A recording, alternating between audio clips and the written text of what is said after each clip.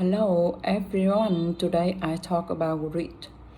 When I was 27 years old, I left a very demanding shopping management consulting for a job that was even more demanding teaching. I went to take 7th grade math in the New York City public school. And like any teacher, I made quiz test. I gave her homework assignments. When the work came back, I calculated grades. What struck me was that IQ was not the only difference between my best and my worst students. Some of my strongest performers did not have a stratospheric IQ scores. Some of my smartest kids wasn't doing so well, and that got me thinking the kinds of things you need to learn in 7th grade math. Sure, there are radials, decimals, the others of a parallelogram, but the concepts are not impossible, as I was firmly convinced that every one of my students could learn the materials if they worked hard and long enough. After several more years of teaching, I came to the conclusion that what we need in education is a much better understanding of our students and learning from a motivational perspective, from a psychological perspective. In education, the one thing we know how to measure best is IQ. But what if doing well in school and in life depend on much more than your ability to learn quickly and easily? So I left the classroom as I went to graduate school to become a psychologist. I started studying kids and adults in all kinds of super challenging settings, and this every study my question was, who is successful here and why? My research team and I went to West Boys Military Academy. We tried to predict which cadets would stay in military training as we would drop out. We went to the national spelling bees and tried to predict which children would advance fastest in competition.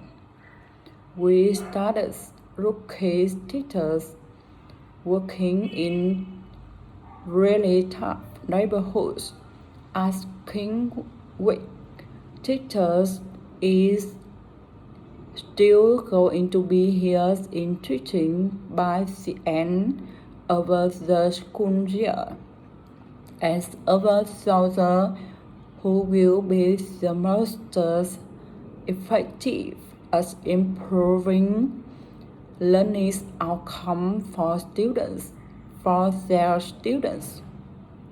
We partner with private companies, asking which of these sharp people is going to keep their jobs, and who is going to earn the most money.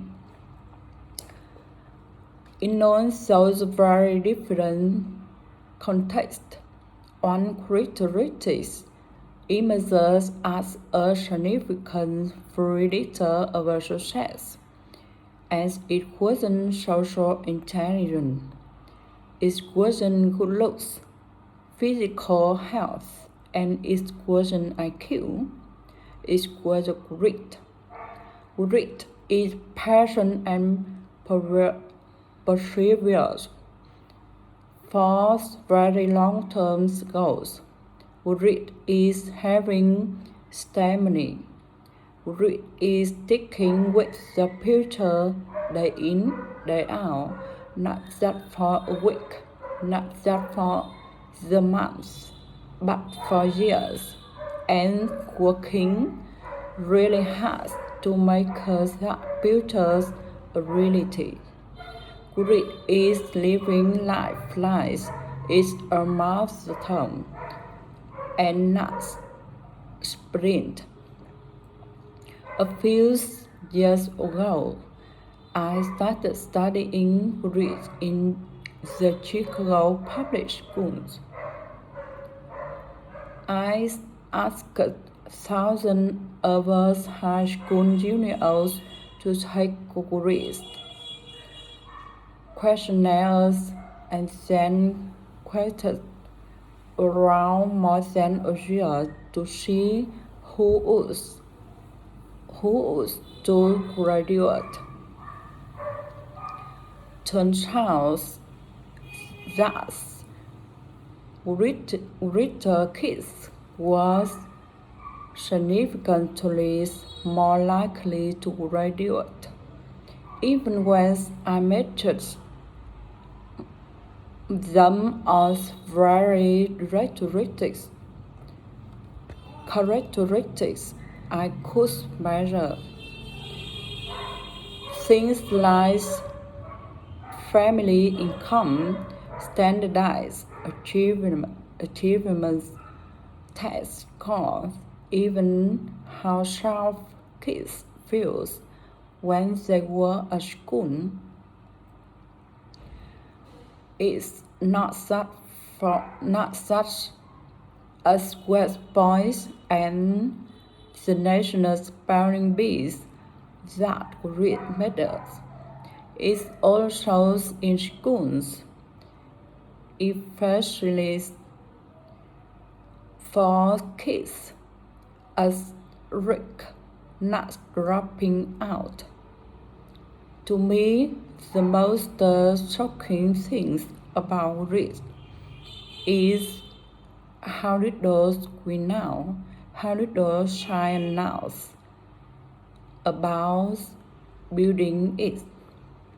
Every day, parents and teachers ask me, how do I build Grit for kids? What do I do to teach kids a solid work ethic? How do I to keep them motivated for long run? The honest answer is I don't know. What I don't know is that talent doesn't make you ready.